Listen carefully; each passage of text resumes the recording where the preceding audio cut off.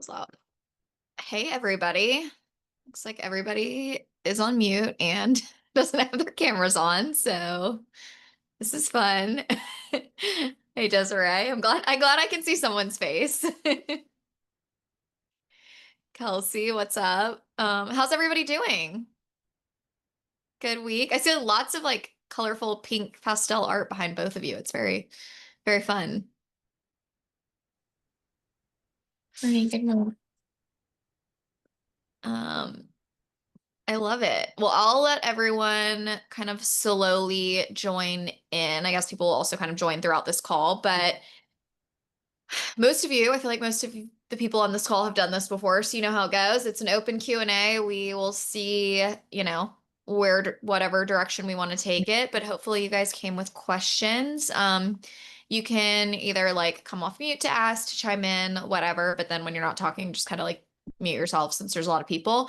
But yeah, I think it's, easy. It'll be fun and hopefully you guys learn some stuff. So with all that in mind, I think people will slowly join in, but if anybody wants to kick things off with an initial question, or initial thought, have at it. Haley, I have a question. And Great. remember, I'm a beginner. So whenever you guys put on like a varnish, okay, one question. I'll start maybe the start rewind.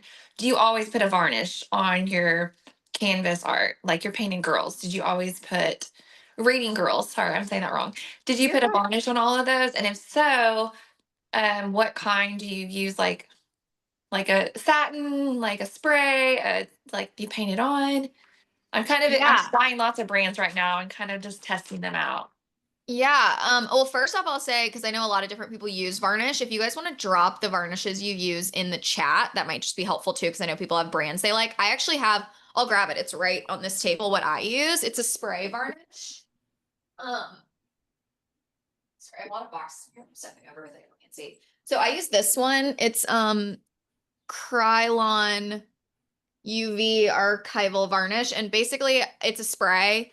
I've used other brands. I just like this one because I don't know. I think when I bought it, it said it, I'll read it. It says it protects against acrylic, watercolor, oil, pastel, colored pencil, and oil. And I'm a big mixed media person, so this felt really versatile for like everything I used. I know a lot of people like painting on varnish. I think it just like depends. I personally like the spray. I've always used it. I used it in college. I like to switch between mediums a lot, and so I like something that gets the job done across the board. Okay, that's what I bought two of these at Hobby Lobby. I don't know if y'all Yeah. have that out east or not. Yeah.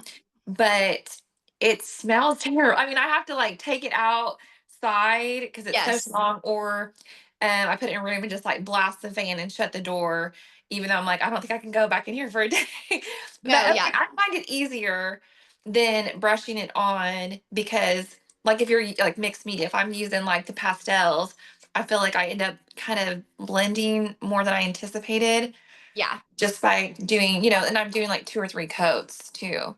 Yeah, I had the exact same problem. I didn't like the smudge effect that I was getting with the other stuff.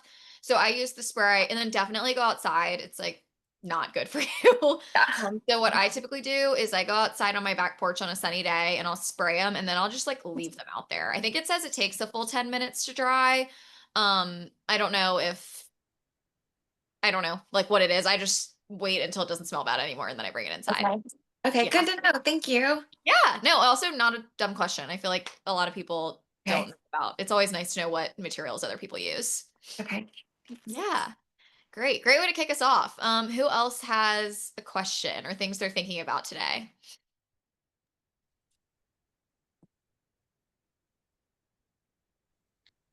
I had a question, Haley, about getting newsletter subscribers. Yeah. I've got a couple lead magnets that I don't know if they are really doing anything. I've got, like your regular free download art prints, some phone backgrounds, that kind of thing.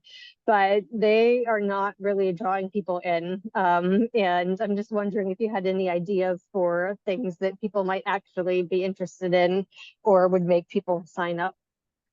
Yeah. So the hard thing about being an artist is I feel like we're not necessarily educators. So I feel like a lot of the times the freebies that work really well is when it's like a company that can be like, here's 10 ways to do this and get my freebie and then sign up for my course or things like that. Yeah. Like I could do stuff like that with the club, like it's easier. Whereas I feel like as an artist, it's harder to find freebies that people actually want. Not that they wouldn't love your lovely phone downloadable or something, but it's sometimes not enough incentive to get them to sign up. So what I like to think about is first, how I get the most subscribers is talking about I'm gonna like go through the stages. First, talk about your email list, talk about why they should join, talk about what you talk about. I do it before, the day the email goes out, and after. And I find that like the most people come just from that alone. Like putting the link, I just put a link to sign up in my stories, a link to read it, or just a question box, and people can put in their emails. It's a slow trickle, but if you do that, every time you send an email, you're getting people that are just buying in because they like the content. I think from a incentivization structure, you can definitely put a pop-up on your website. I have that on the Scouted Studio. You get 10% off every time you sign up, or the first time on your first purchase when you sign up.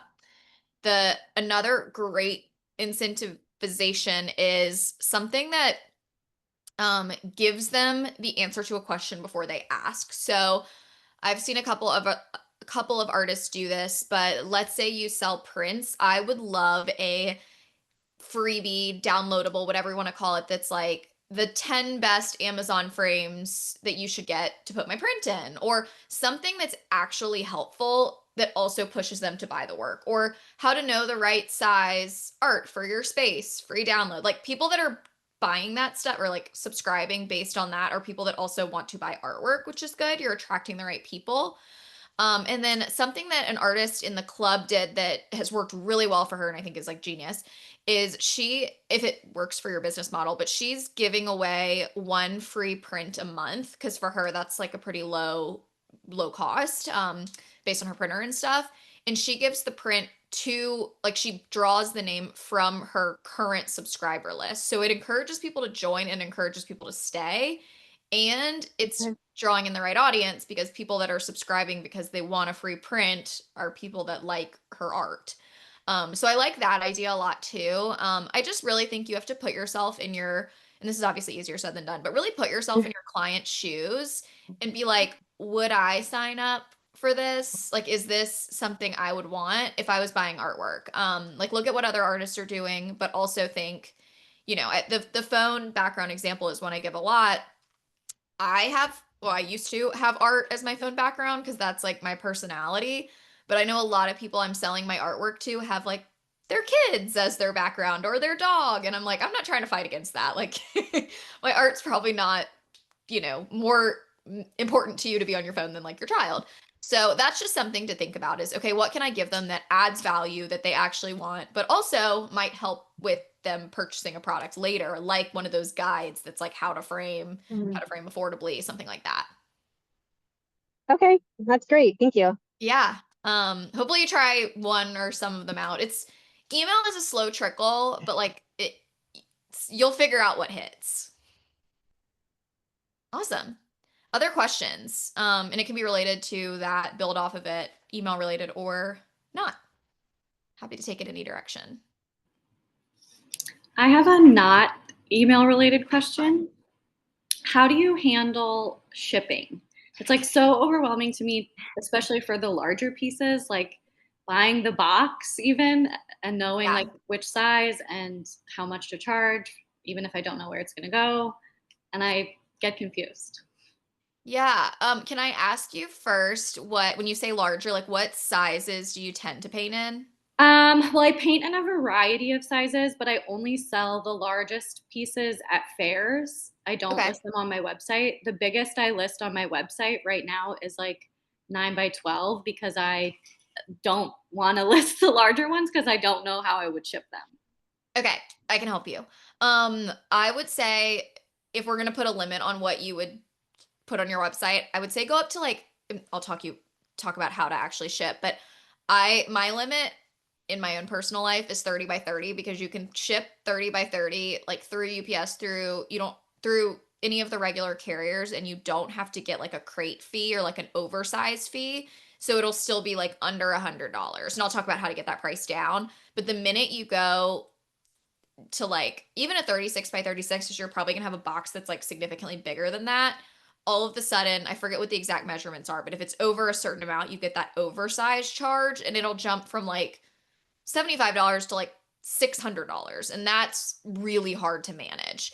So that's kind of where I say, like, that's if you're like new to shipping, like keeping it under that 30 by 30 can be really helpful.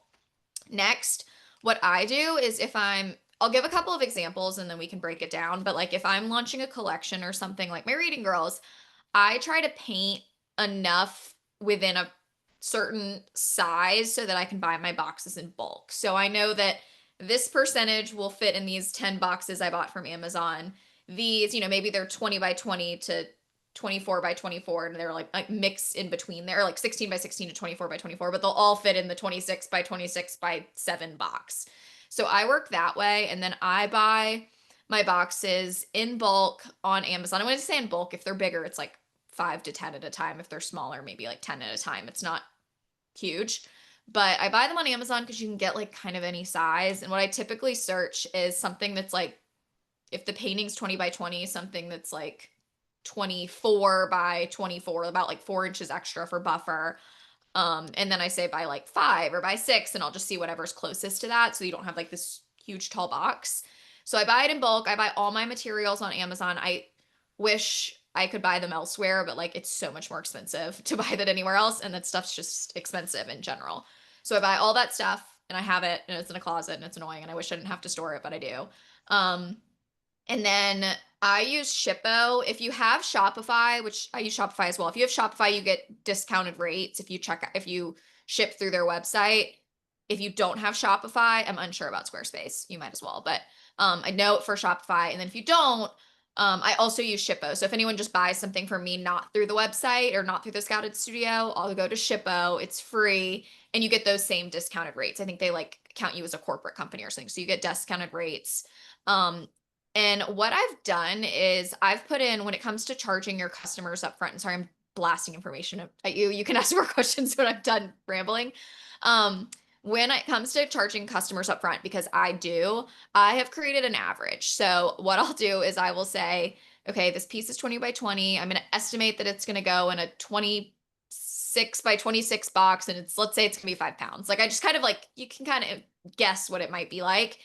I will put that information in. I'll put an address in California. I'll put an address in New York. I'll put an address in Texas, and I'll kind of average them and say, all right, we might lose a little bit on some shipping. We might make a little bit, but hopefully it comes out in the wash to like be a pretty good. I charge enough that I'm making that back when I ship. And that's how I come up with my numbers. And so I basically charge the customers a flat rate based on the size. So anything up to, let's say like a 12 by 12 is, $16.95. And then once it goes to 20 by 20, it's $21 or whatever. Based on that math I did. So that kind of helps with the charging up front. And I've gotten to a place now where you do have to check in with it every year or so, but you start to figure out that average and figure out, okay, I've shipped enough stuff around this size that I know I can charge my customer $20 and it's going to cost me between 19 and 21 to ship. Or you can always build in some buffer and charge your client 25 at that point and know that you're making it back. Questions off of that or more details? I don't know if you need them.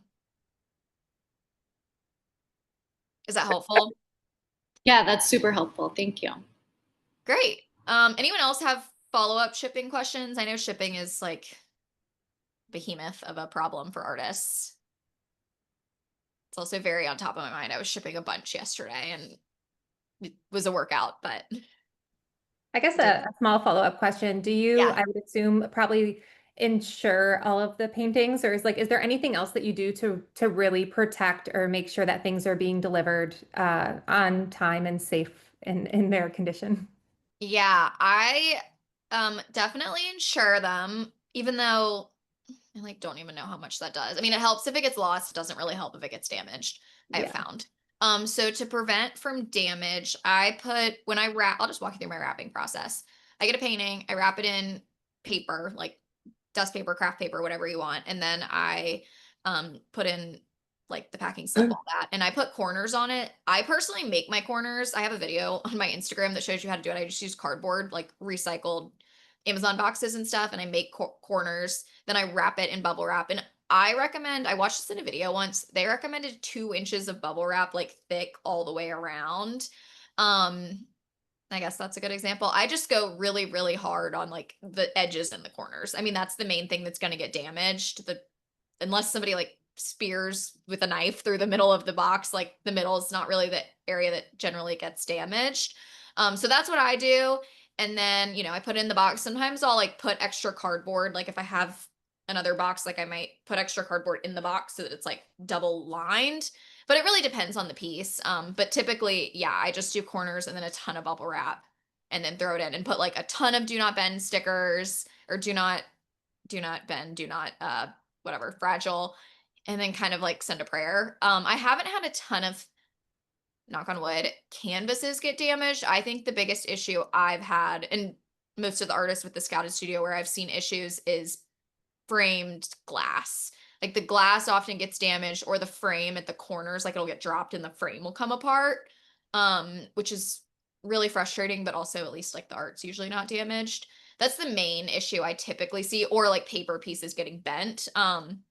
But yeah, I will say there's been an uptick recently just with how many people are shipping and ordering stuff online. I've had a lot more packages get damaged with the Scouted Studio and other artists shipping stuff than before. So I would say like if there's ever a time to take extra care, it's now. But typically if something gets damaged, it's just not like wrapped highly enough. I asked an artist and they said they were talking to their UPS driver, and maybe this is just for UPS, but they were like, he basically said the fragile stickers don't do anything. Like they just treat everything the same. But apparently the boxes have to go off a drop. It's like maybe a 6-foot drop. And so they're like, if your box can withstand that 6-foot drop, nothing else is like very crazy. So basically that's now what I have in mind is like, okay, if I dropped this from, the top of a door frame, like, is it padded enough that it would be okay? That's terrifying. Thank you. Yeah. This is just all things I've heard. I mean, I've also had paintings get delivered with like footprints on them. I'm like, who is stepping on this? It has fragile all over it. So just over bubble wrap is my piece of advice. Other questions? Yeah. Oh, Sorry. oh, sorry. Had to get on there. I had a quick question about one-off paintings. So I have now that I'm trying to develop, a certain style of most of my work that's coming out. I have these paintings that are like maybe when I was developing my style or when I was doing a different style, and they have certain, maybe marks or something that kind of resonate with my current work, but for all intent and purposes, they look very different. Yeah. And they're canvases. I have like 4 to 6 of them. I'm not sure, but they're all 20 by 20s. I don't know why they're all 20 by 20s, but that seemed to be my favorite size to experiment at the time. So I love them. I think they're great, but they don't go like on my website or anything else. So I'm wondering, what do you think about, I mean, I know I could just repurpose them by painting over them in my current style, but yet I like them too. So what are your ideas on like what to even do with those? Maybe donate them or like to a place where they would display them, or what are your thoughts? A couple options. Do you, I guess I know they're different than your current style, but do you still like them? Like, do you think they show off your talent, or do you feel like they aren't as good? Like, do you feel like, oh, because sometimes I look at past work and I'm like, I absolutely will always love this. And sometimes I look at past work and I'm like, ew, I'm so much better now. Yeah, no, I totally agree with what you're saying. And I have a bunch, on paper or that maybe were on canvas that Yeah. I completely painted over. Uh-huh. And that was but I feel like there's probably 3 or 4 of them that are really strong and I really like them. And of course, I've chosen a couple that I would just keep for myself for like my own, just to have in my house. Right. But then I have a couple that I like, and it feels like a way. I don't want to display them necessarily, not because they're bad, but I don't have a place for them or they're not fitting the area I want.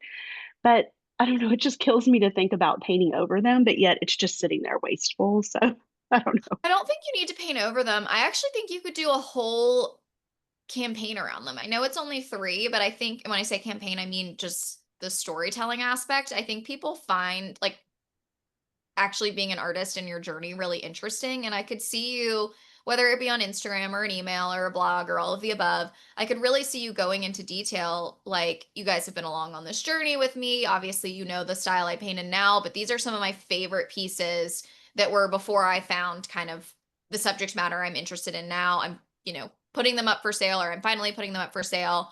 You know, I want you to know the story behind them and why they look a little bit different. Like, I actually think there's a really interesting story there that you could share. So you could go that route. And I think that could actually be successful. You always could just have a studio clean out sale and just get rid of them if you want to.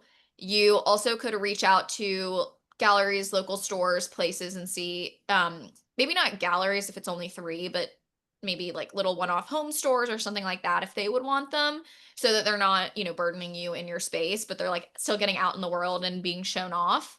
But I think you can definitely sell them. And I also think, as someone who paints a lot of different things, there's always a way to market something different. Like, even if it's not your usual style, I find there's always a way to be strategic and still find a way to tell the story behind it and sell it. And I kind of think that's what I see you doing. Like, I could see you, doing like a little 1 week off from your usual Instagram, let's say it's Instagram, Instagram posting, and say like, hey, I want to take you back in time a little bit. Maybe in a less cheesy way, but like, let's go back in time and see some of my older work. I'm finally like in a place where I'm ready to show them off, sell them. And I want to tell you kind of the story of how they came to be and like where I am now. People love that stuff. Yeah, that sounds cool. I think overall I have more than 3 pieces. I think if I just Uh-huh. had 3, I'd figure it out. But yeah, I was just like, what do we do with all of our one-offs? Sometimes it feels like we should stay in a, I mean, I do not create paintings that all look the same, but they are, I'm, of course, trying to follow a similar style or aesthetic and theme throughout them. So I don't know. I feel like I'm like, previously you were so in love with your previous work. So when Right. it's just sitting around in a corner, like, what do I do with you? So anyway, Yeah. Well, I know I just Casey. wondered if you had some ideas. So I appreciate that. Yeah, Appreciate and those ideas. Casey chimed in the chat because she can't talk right now, but she said and I recommend looking up Casey Landis's work. It's beautiful, but she says she throws in random collections all the time in addition to her usual florals. And as long as you can attach a story to it, people will enjoy following along. I completely agree. I also find it like is a nice reset for me to kind of switch between things I'm talking about versus being like, here's the one thing, the one thing, the one thing. Even though, yes, having a style and becoming known for something is helpful, I also think there's always a way to bring in other things and make it work. Yeah. Anyone else have questions relating to that? Or if not, we can continue on. I kind of have a question related to it. Mhm. So I've dealt with the same thing, and like even some of my art I've like donated to an art teacher that just wanted it for her classroom. Yeah. And so let me give you an example. So a lot of my work is like coastal, ocean, seascapes, and I just had a friend who has a lake house in Lake George in upstate New York, and she asked me to do like a ink sketch of like, I don't know, Jackson Hole or something, which I can do, but it's not my style. And I feel like sometimes I'll do things like that, but then like I feel like I have to be careful because if I post it, then other people are like, I want that. But then I'm like, I'm not passionate about doing it. She's my friend, so I'll do it for her. So Right. I think like, how do you balance that? Or sometimes like I feel like Instagram, sometimes I do things for Instagram and not for myself, where I share something just because I'm experimenting and playing, and then people are like, "Oh, can I commission that?" And I'm like, "Shit." Like, Yeah. sure. I think, and there's a lot of discussion we could do around this, but I think you have to figure out what you want to sell versus what you want to do for yourself, which sounds like you kind of know. But I have, for like the first example, the ink drawing, I have things like that where I used to do a lot of house drawings for people. And now I just don't really have the time anymore. And so if somebody like has already ordered one for me before and they want another one and they like want it to be by the same artist because they're going to be put next to each other, I'm like, sure, I'll do it. But I don't really talk about it on my Instagram anymore because I'm like, I don't want to, I don't want to do anymore. So I think when it comes to like one-offs like that, just don't talk about it. And I think that's fine. People don't need to know what we do every hour of the day. But when it comes to you experimenting and like obviously wanting to share your journey and all of that kind of stuff as an artist, I think you still should share where it makes sense. Like I like sharing kind of one-off things I'm doing. And I think that's where you just need to listen to yourself and your audience. If you're hearing like my reading girls was just like a random exploration I did and then I posted it and people like really wanted them. So I was like, okay, well I also like painting them. I'll start doing this. But I've also had things where people really liked paintings I've done and I was like, no, that was like a one time. I wanted it for my house and I don't want to do that again. And I just say like, sorry, that was, a one-time thing. Or you can say, I don't typically do this and give them a price that will make you want to do it. I think when it comes to commissions, you have that flexibility a little bit more. I never want artists to be in a position where they resent a commission or resent a client because the price isn't right. And so even with houses, that's the way I am now. I've just upped my prices enough that like it makes it more worth my time, which your art should be worth your time anyway. But that's something you can do too. If somebody does reach out and you're like, I'm not really doing this, but for this price I would, you would phrase it differently, but that's something you can kind of think about too. I love that. Thank you. Yeah, of course. Other questions? Other things you guys are working on?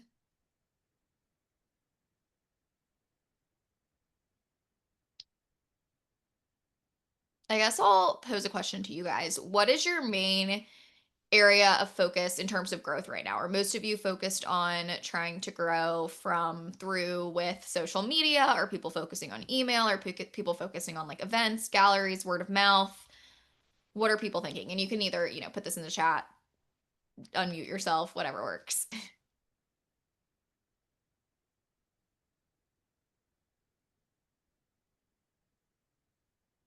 Trying to shift from events and art fairs to growing my email list. Love that.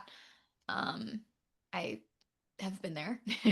I used to do an event every single week in Charleston, and now I don't really do events anymore unless I am really excited about them. So it is possible, but I think it takes some strategic planning. And also, you can take some of these tips. I don't know if you were on the call yet, but what I said about email earlier, but also I think when it comes to email, it's a slow build. Like even now I'm like, oh, get a couple here, a couple there, but it is worth it in the long run. And I will say, sorry, I'm just a talker, but I'm gonna keep talking. I will say for my most recent collection, just because it's fresh on my mind, I created a VIP list for the reading girls the day, so that people could shop the day before it launched to my full email list. That VIP list only had 35 people on it. So sometimes you just need like 35 of the right people. If you're selling, like I was selling 17 paintings, that's all I really needed.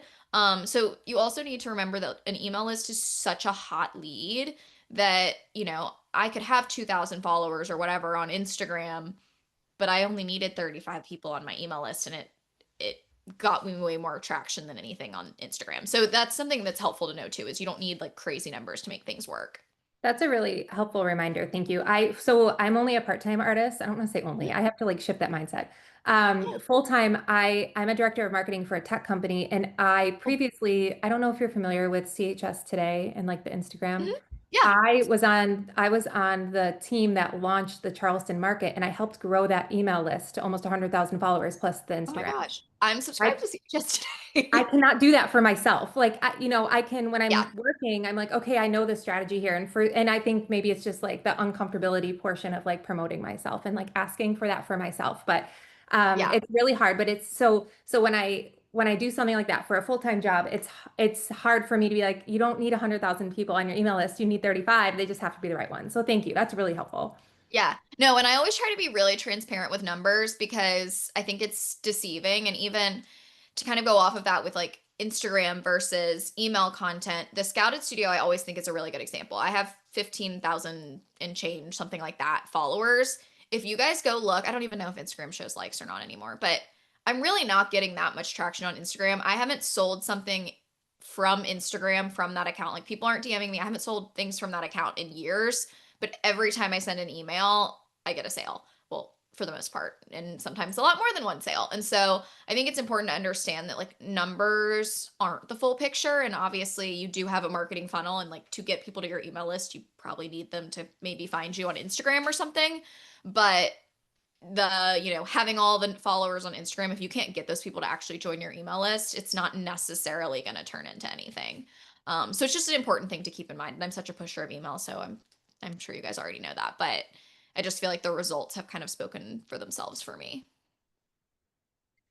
I'm going to keep going through these comments. So Casey is interested in YouTube. Love that. I'm also exploring YouTube a little bit. I'm by no means an expert, but I love that you're looking for posts that have a longer shelf life. So a couple things I've figured out with YouTube, and this is again, like I'm really not an expert in this area, but I have been posting kind of anything that could go on like a reel or a TikTok type video. I also will put on, well, theoretically, I try to do this. I will also put in YouTube shorts, and like those just randomly have grown and helped me a lot. And then I also just put videos on YouTube that are longer as well. Like I put all my podcasts on there, content I'm already creating. And I know some of you guys aren't doing that already, but I think the YouTube short thing is really helpful. And it's just another platform. And I feel like for me, I am trying to recycle content in a way that makes sense. So sometimes I'll create one B-roll video and then we'll edit it. These are kind of the different ways the platforms work. I'll edit it one way for Instagram, a little bit more curated. I'll edit it not edit it, basically have it really raw for something like TikTok, and then have it YouTube is like hit or miss. I just post whatever there. And then I'll also even like have it on Pinterest. And the thing is, every single one of those platforms has such different audiences for me, but it's only one piece of content. I don't feel like I'm reinventing the wheel. So that's been something that's worked really well for me. But I love the idea of looking for ways to post that have longer shelf life. And I think YouTube and the SEO features there are a wonderful way to do that. And if that's not your thing, I would definitely say Pinterest. So definitely two things to think about. Kat, you're focusing on summer art fairs, but outside of the summer season, focusing on growing your Instagram email list, online releases. I love that. I think the online release strategy, which I tried to be super open about my recent collection, like how I did that in yesterday's podcast, 2 days ago podcast. So that'll be a good listen for those of you that haven't listened to it and are interested in this. But I do feel like when you do a collection launch, it's such a good time to simultaneously grow your Instagram and your email list, because it gives you stuff to talk about. And I feel like my Instagram grew much quicker than usual. And in turn, my email list grew because I had a reason to get people on those things. So I think that's a great plan. I'm happy to go into launches and all of that too for anyone that's interested. A lot of people interested in growing your email list. I would say one specific question is, how do you get people on your list to transition from a casual to an excited customer? I think it's through storytelling. So I think it's giving people time, and it's getting people to feel like they really know you. So what I found, and it could be me selling my artwork, it could be me selling something like this, it could be me selling something for the Scouted Studio, what have you. I feel like when people feel like they know me, they're so much more likely to sign up, to buy the thing. There's trust there, and they're like, oh, we know Haley, we would love to like support her and buy her art or whatever. But that doesn't happen overnight. I feel like it's happened through me talking about this and showing my personality, showing my face, talking about what I like, what I don't like. Like I feel like I try to invite people into my world a little bit. And I think that's what really it takes, is to get people from casual to excited and ready to buy from you. It's time, and then it's making them feel like they really know you. So you have to be open to sharing more of your story. So that storytelling aspect is probably something we'll come back to a lot today and just in general. Okay, lots of questions rolling in, or lots of things people are focusing on. Juggling non-artwork with kids and life, and I feel like I talk to so many artists that are dealing with that. I think time management was something we talked about on the first Q&A call, so I definitely recommend you guys can go listen back to that. And if you need the link, I'm happy to send it. Not that it's like a one size fits all how to like manage your time, but we definitely talked through some different ideas on that. But another thing, just email list, slow growth. I think I'm happy to dive more into email and specific questions, but that does seem something that seems like something a lot of people have questions about. People are interested in Pinterest, Substack. Okay. I'm seeing a lot of things. I guess my question for all of you is where would you, maybe you guys can ask specific questions between email, Substack, Pinterest, or is there a certain area you want to talk about today? And is there something that you're particularly interested in learning about? Does anyone have specific questions about those things? 'Cause I feel like I could go deep into any of them. Don't be shy. Okay, maybe I can elaborate a little bit on Substack Yeah. for email. Okay, so I have my email list, and then I started a Substack, Uh-huh. mostly as an experiment, just to kind of play around. And none of the content is the same. And then I'm like, maybe I should take my newsletter and put it on Substack. Sometimes it's just a time-consuming thing. So do you, for somebody, I mean, I have some subscribers, so I'm not super new, but still growing for sure. Do you think it's better to focus just on email or Substack? Like, I don't know. I know you do both and you do both pretty well, in my opinion. So I would love to hear your thoughts. Like, should I just keep playing with Substack and really focus on growing the email list, or should I do both? Or I actually think they go hand in hand. So I'll tell you how I use both of them, and how I use them together, and then you can decide for yourself. So I had my email list first, and my email list I was using more to sell. I wasn't doing a lot of storytelling in my email. So that's still how I use it today. And I like having an email.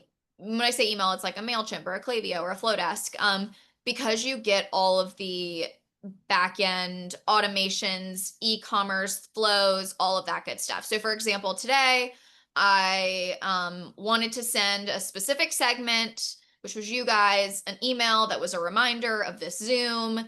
You can't send a segment in Substack. Like Substack, it's like you have your list and you send things out to it.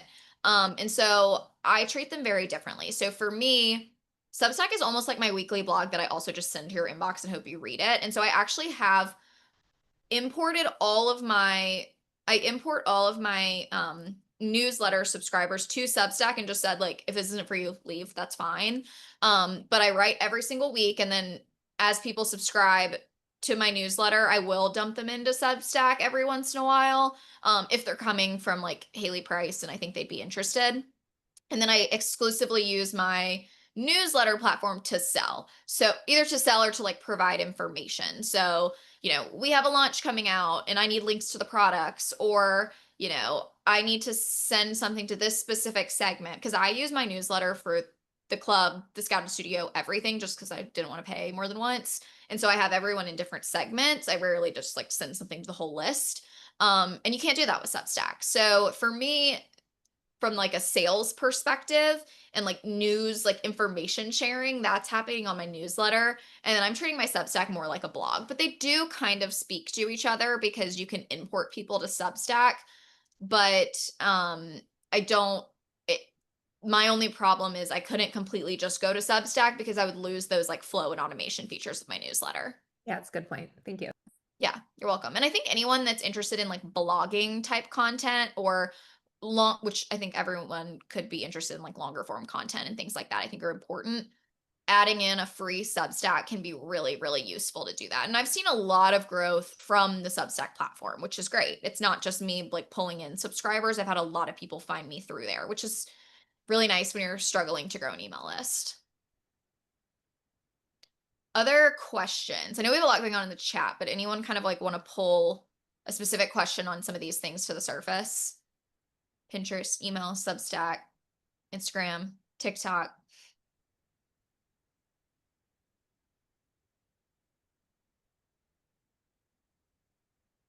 I know you'll have questions because you're here.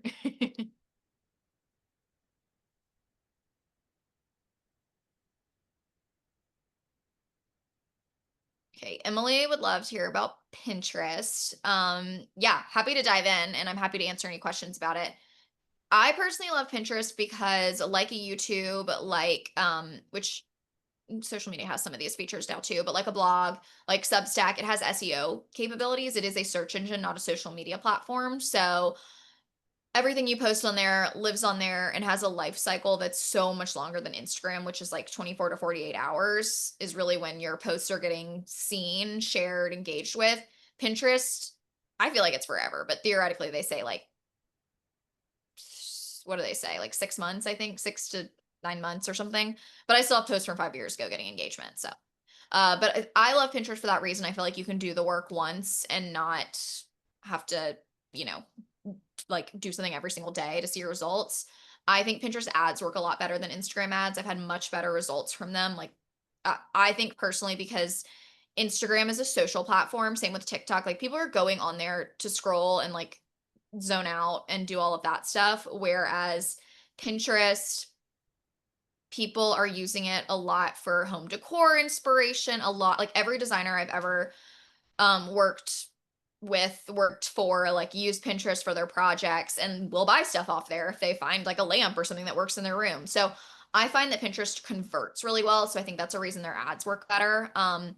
But even if you're not using ads, just like using the platform is great. You can connect it to your Instagram. Highly recommend everyone do this. Make a business account, connect to your Instagram, and it'll automatically post anything you post on Instagram to your Pinterest. And it will link back to your Instagram. I actually recommend, if any of those take off, like start getting a lot of views and shares, I'll just change the URL from like Instagram, which is automatic, to like my website or that product page. Those are just easy things you can do that's automatic. It really requires pretty much no extra work. You're already posting on Instagram. Why not have it also share on Pinterest? But if you're also going into Canva and creating any content, I just save it to my computer and then also like dump it into Pinterest. So it's a really easy platform. You don't have to put that much time into it to see results. And yeah, I have a lot of information on Pinterest. I have another video on it. I think I have a like, I did a workshop on it once, and I did a podcast or two on it too. So I'm happy to, Emily, if you need any more information, I'm happy to send that to you. But I'm also happy to answer any other questions as well on that. All right, I will keep going because there's a lot of stuff in the chat. Curious to know if you know, curious if you know the demographics, I cannot talk today, of the people who bought your reading girls via TikTok. Okay, actually, I was shocked by this, but kind of a lot. I had and the only reason I know a few of them is because people DM'd me on TikTok, and then I like knew their names, so I would see when they purchased. And I had some people find me on TikTok and then come over to Instagram. And because my email list was only 35 people, that's the only reason I have like a general idea. But I sold probably like 5 of them from that collection from people from TikTok. And then my first series, which wasn't a collection drop or anything, it was just when I very first created the Reading Girls and was selling them, like half of those sold to people on TikTok. So I was writing off TikTok for a really long time. I thought it was not going to be worth my while. I thought it was all like really young people. But it's not. And I sold a lot of paintings there. And really the main thing that worked over on that platform was just like the painting turnaround videos. That was it. So I didn't really reinvent the wheel over there. And I don't have like a crazy amount of followers or anything. But I think with TikTok, and someone told me this, Instagram, it's like you really are like having to post all the time and like waiting for, it's like just, it's going to be a slow grind. Like, it's rare for people to really go viral and take off on that platform. Whereas TikTok, I feel like I would have a post go viral like every other month. And when I say viral, it was like I had one post get like 200,000 views. I had something get like 10,000 I had a couple get a lot last week. And so it's really random because it's like random stuff also takes off. But I do feel like if you're already making the content for Instagram, why not post it over there too? But yeah, I know it's kind of more of a controversial social platform, but I did sell a lot on there, so I think that's important to know. Is there a specific type of photo or post that you find does best on Pinterest? Honestly, this is not helpful. No. I feel like you want to abide by their recommendations in terms of sizing for the most part. So I'll use Canva a lot for that. But a lot of my posts that have done the best, it's kind of a variety. Like, I do think having text on your post does well, because a lot of the ones that have done well have been like podcasts, and it's like a picture of who I'm interviewing and then like their name at the bottom. So that like visually type of posts have done well. But also just photos of art tend to do well. I will say, I had like a Pinterest expert guy that I talked to a couple months ago, and he was saying specifically in the home decor space, having your work in spaces like in homes, kind of final install shots tend to perform better because it's not just people who like the art liking it, posting it, resharing it, or whatever. It's also people that are looking for home inspiration and like how that style of work can like add to a room and things like that. So you get a lot more kind of off the ground traction of people repinning it and resharing it and all that. So maybe I would say like install shots tend to do well, and that could be a starting point for you, Casey. Other questions, other things you I guys have want a question. Yeah. Oh, I was gonna say on that note, we were actually talking yesterday about Pinterest, and I had like a mental block where I was like, I just don't want people copying what I'm doing if they see it on Pinterest as like artist inspiration. And then Mary Susan was uploading everything in, but I'm like, oh, I don't know if there's like something within that thought process of like it's better to just have people see your work and be exposed. And like a part of putting yourself out there is just knowing if somebody does save it as inspiration and copy it in their own way, that's just a part of it. But I also know Pinterest can do like collages, and I'm like, well, I don't want people to use my image without having the rights to it, or if they're going to put it in their collage and then get credit for it. And I don't know, that's just something that was holding me back from like showing off on Pinterest, or like, I don't know, I'd love to hear your thoughts on that, or even just a part of the artist mindset of like get out of your own way, be seen. It's okay, even if someone copies it, it'll never look the exact same. Like, I don't know, just something to think about or that I was thinking about. Yeah, I think so. A lot of artists bring this to my attention. And I think my opinion, this is just my opinion, is I don't know why everyone assumes Pinterest is the only place where this could happen. Like people can also like steal your art from Instagram, steal your art from TikTok. Like I don't mean to be disheartening. But I do think that's where it's really important for you to, and I think this is important anyway, to distinguish like why you're creating what you're creating and make it so people want to buy from you, the artist, and not just like recreate it themselves or like buy some cheap knockoff version. Because I know so many incredibly talented artists that have been knocked off in some way and they're still successful. Like I've had some that get really pissed off. I have some that don't care because it doesn't affect them. But I think at the end of the day, if you're building enough of a community and enough of an interest in who you are, someone can do the same thing. And I think people will still, for the most part, your ideal client will still want it from you. So I think that's something to keep in mind. I also think with Pinterest in particular, you can always think about not just posting like a straight on high res photo of your artwork. You can post it like you could post the wall, you could post your studio, you can post like I post a ton of just like photos that are not just like straight on shot of the work, clean edges, like whatever. And that can help too, because it's a lot harder for someone to steal the idea, copy the work if it's not, if it's like on a wall or not like just perfectly clear, straight on. Yeah. Other questions about kind of that copyright, Pinterest, anything like that? Okay. We have about 10 minutes left, so I can go into a couple more things. Any like big pressing questions you guys have for today? Or things that I know I talk really fast and we covered a lot. So anything that feels still kind of lingering or things you want me to go deeper into? You can put in the chat if you don't want to be on camera.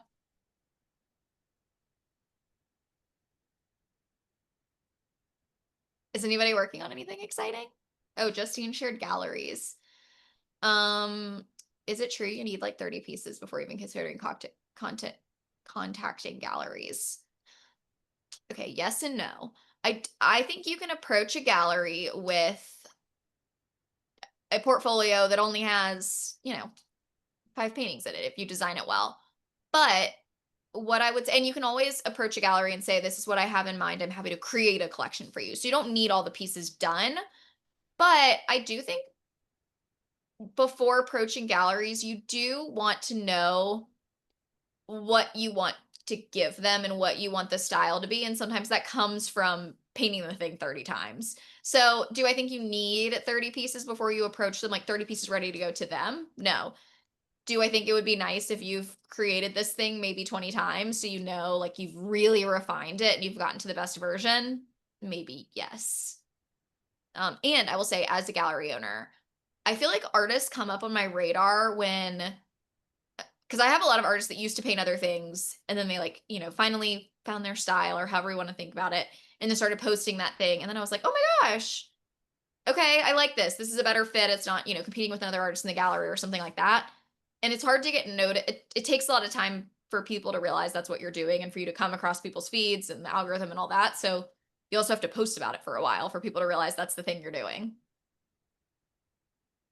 Yeah. That's cool. Thank you. Of course. Other questions, other things you guys have on your mind today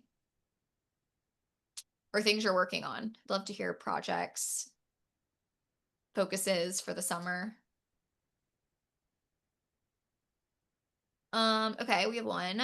You have a Squarespace site and don't seem to get much traffic despite SEO and things. Do you find it's worth switching platforms to Shopify for more traffic, or that certain platforms seem to funnel more traffic? No. I think well, here's my opinion. Every website platform, so I'm going to say Shopify, Squarespace are the main ones people are on. They have their upsides and their downsides. Like if you're going to have a ton of inventory, you're doing prints, you have a lot of SKUs, Shopify is like the king of e-commerce. I think Squarespace is the king of like, it's easy to make it pretty, it's easy to move things around. Like Shopify is a little bit harder to do that. I've worked with both websites, so I feel like I can say that. From an SEO standpoint, I think they're both doing their job. I think for artists, I actually focus, I don't focus so much on SEO beyond like, I make sure, like the website is set up right, which if you're using either of those platforms, it will be. I don't focus tons on SEO for like specific product pages or things like that because SEO takes 3 to 6 months to kick into gear. And a lot of the times our products like sell before then, unless we're doing prints. So I actually focus more on SEO for my Pinterest that then leads people back to my site and leading people to my site from different places. I think most of the SEO I get, it's either from a blog. So if you want to do that, great. Or it's from like people just go, it's like my homepage has SEO. That's one thing with SEO, and this could be a whole other call. But SEO, you only rank per page. Like your website doesn't rank. People are like, oh, my website's ranking. I'm like, no, your homepage ranks, your about page ranks, this specific product page ranks. So you really have to take it page by page. And so you want to make sure, like, if there's a bare minimum, I would say Google your name, maybe Google your name in art and see if your website comes up. Like your website should, or if your art has another name, like if it's not under your name, but even then, if you Google your name, your website should come up. Your homepage should come up. That means SEO is working.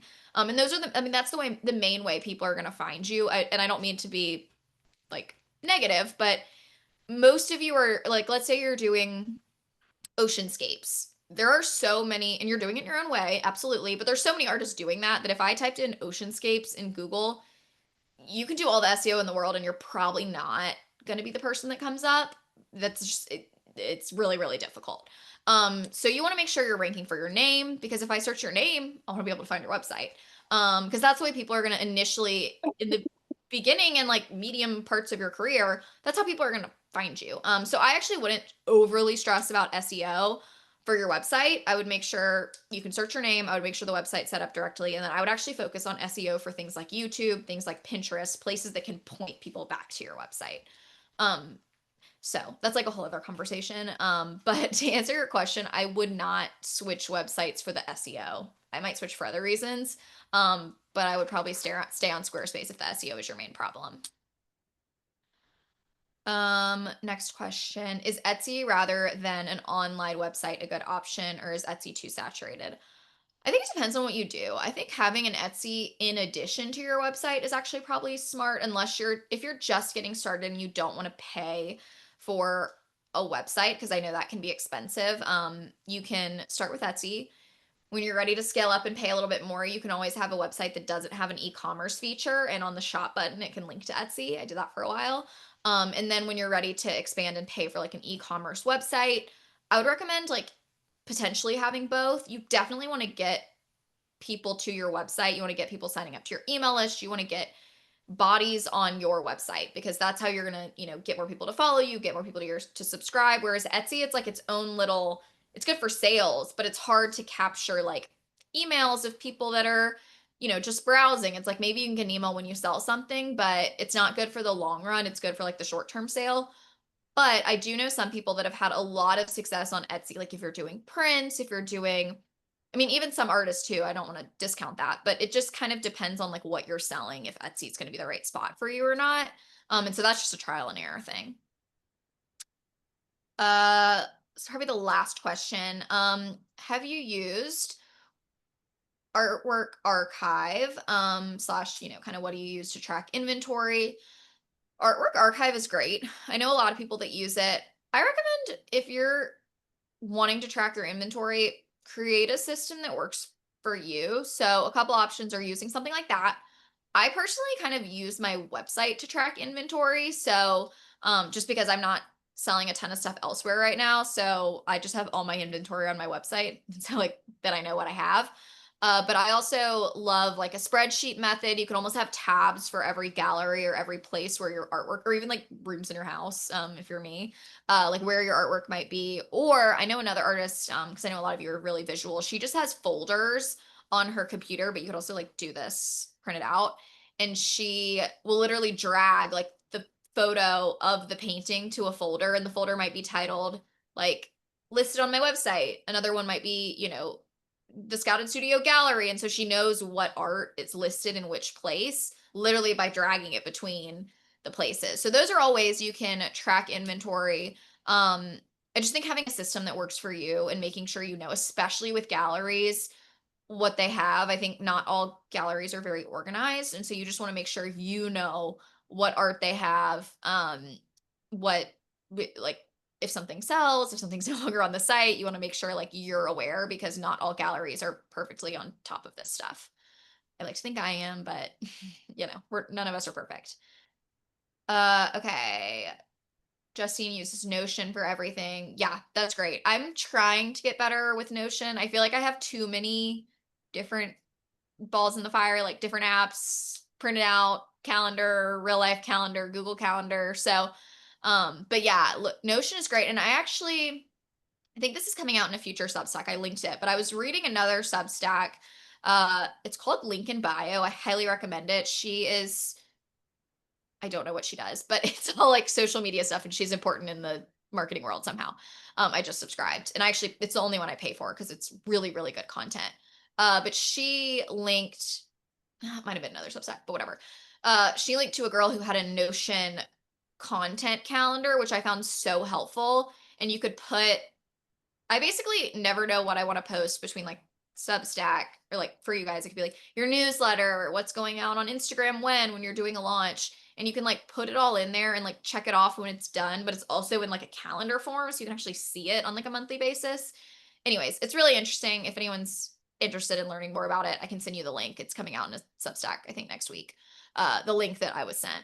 But if you're also interested in the link in bio girl, I definitely recommend subscribing to her Substack. And I think I have, when I subscribed and paid, I think I have like 3 gift subscriptions I can give other people. So if anyone's interested in like getting her paid subscription for free, I can give it to 3 of you. So send me an email after this if you're interested, and the first 3 can have it. But yeah, that's definitely something I recommend. And yeah, I think that's it. Any other outstanding questions, things I can help you guys with today? I hope this was helpful. I know I talked really fast and we covered a lot of different things. So we have one more of these next week. So if you feel like any of these things you're still hanging, or like you want to go deeper with anything, just write down your questions and we can definitely go deeper, definitely answer any questions that you feel like weren't answered. But hopefully today's was helpful. Thank All right. you. Yeah, you're welcome. I will talk to you guys soon. Kelsey, I might see you later. Kelsey's in Yes. Charleston. But yeah, it's great to see everyone. I'll talk to you guys later. Bye. Thank Bye. you. Bye.